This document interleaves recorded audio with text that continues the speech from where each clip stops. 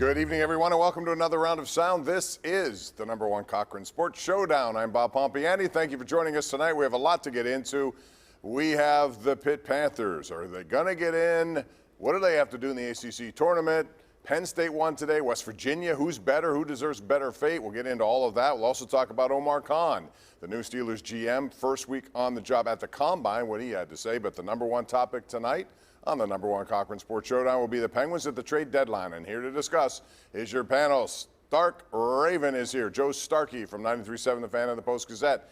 To his left is Mark Kaboly from The Athletic, who's been in Indianapolis a lot this week, and Andrew Fillipponi from the PM team, 93.7 The Fan, and the FanDuel TV. He's got a lot going on. And Mark's had a lot of thoughts clogged up before tonight's show, so Yeah. he's got a lot to unload here. He really does. I think Joe. All right, those are inside He's jokes. full of crap, Bob. We got a lot of stuff going on here. You can tell where this conversation started with.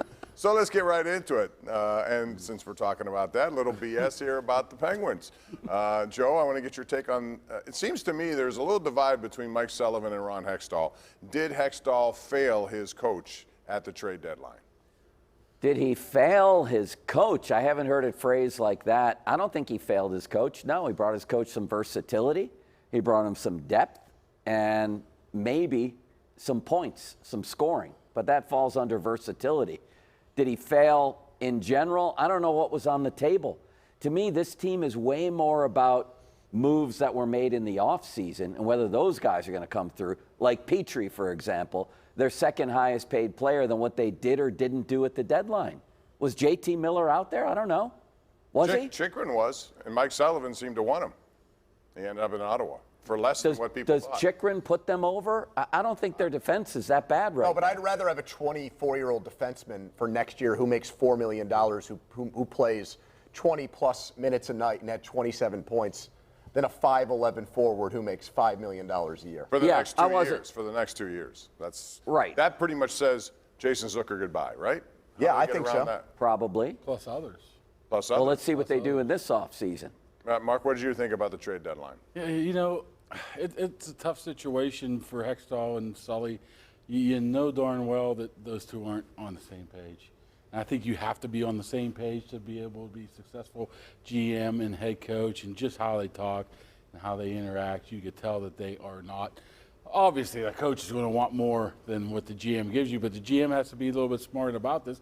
And I don't know if he was or not. I don't know about you guys, but to me, it sounded like Hextall wanted it both ways. He wants to rebuild, and he wants to win now.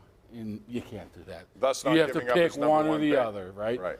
And he didn't even do that at the deadline. He did a little bit of this and a little bit of that. Well, that's like a Neil Huntington trade deadline. That's like the Pirates were stuck in that limbo for a couple of years after 2015. I think it was terrible. I think when the best thing you can say about somebody is he erased his mistakes. That's not a good thing. That's the best thing he did was he got rid of the McGinn contract in a salary dump, and he convinced the Blues or somebody took the Kapanen contract off waivers. That's it. I mean, the Bonino move in a vacuum is fine.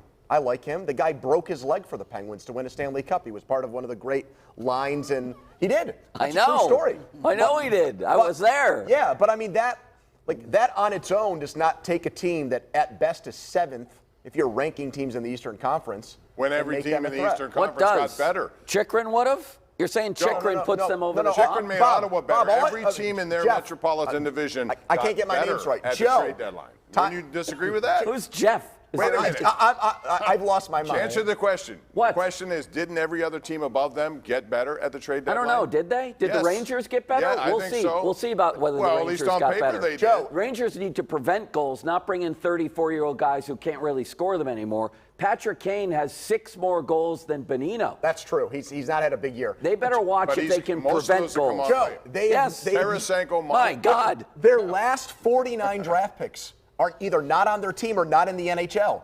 So yeah, I know.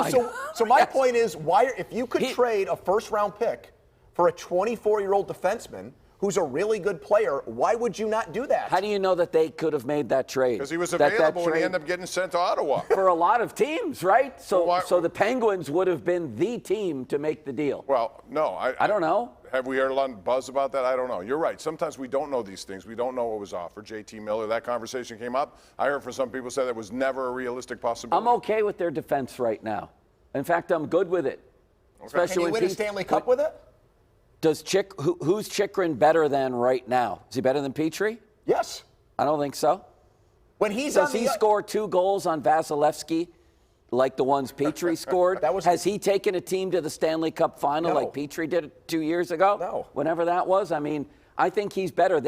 I would have loved to have seen them make a high-impact move up front. But to me, this season is more about the guys already here than who they could or couldn't have gotten. Mark, What are the stipulations he had put forward, too? We don't know this because the Fenway Group is just... yeah, they haven't been available. So maybe they said do not trade any of your draft picks, which we've heard before, and maybe that limited what he was able to do at So the they gave deadline. him authorization to take on a contract where it's $10 million over the next 2 years for Over an a guy whose underachieving play has player? declined Would over you the rather last have 3 years? Granlund or Chychrun, Joe? Oh, Chychrun. Okay. I'd rather have Chychrun. Right, but I'm saying, sure. But they cleared up cap space for a guy who what is he? He's not physical. He's not Let's fast. find out. He doesn't score. He also would have been 4th on the Penguins in points last year with 64. So he does actually produce points. But let's see if he can I don't in disagree this with lineup. that, but he's having an underachieving season. And Well, that's because he was on a terrible team. But Nashville didn't do anything for you to help with that. You just took the entire contract. That's another problem. Well, I let's think- see if it's saddled with them for the next couple of years. He seems, if nothing else, to be able to get out from under horrible contracts. Well, was it him or was it St. Louis doing something stupid with Kapanen, right? Well, they had a lot Yeah. of money, a lot of cap space. They needed a body in there, and they took a Don't chance get on me him. wrong here. I'm not defending Ron Hextall's All tenure in Pittsburgh. That wasn't what you asked No, I me. didn't. It's not what I Sounds asked. like you are. Mark, real quick, I have 1 minute. I want to hear. Do you guys believe the Penguins will make the playoffs? Second part of that, do you think they're capable of catching the Rangers, who right now are only 8 points ahead of them, with 3 games head-to-head left? I think they start to need to look behind them rather than in forward. Right, there's front of them a little 3 bit. teams behind There, them. I do think they do end up making the playoffs as the number 8 team, and then like you always say about the Steelers, you can say 3 playoff wins in 10 years. You can say no playoff series wins since 18. That's what it's going to be again. It's a one and done, right? 11 years, but who's counting? You. Okay, Joe, what do you think? Absolutely, they're going to make the playoffs, and they could catch the Rangers. 8 head-to-head points back. They games. should have won that game. If they win yesterday, it's 6 points 6. with a game in hand and 3 coming up. So the game in hand is Tuesday, by the way. So they can cut it to 6, and then they got games in front of them. They're going to make the playoffs. 30% chance they catch the Rangers. Real quick, Andrew. I don't think they'll catch the Rangers. I think they will make the playoffs. But to Mark's point, is that what we're left with? That's what it's become? Just extending their playoff streak another year?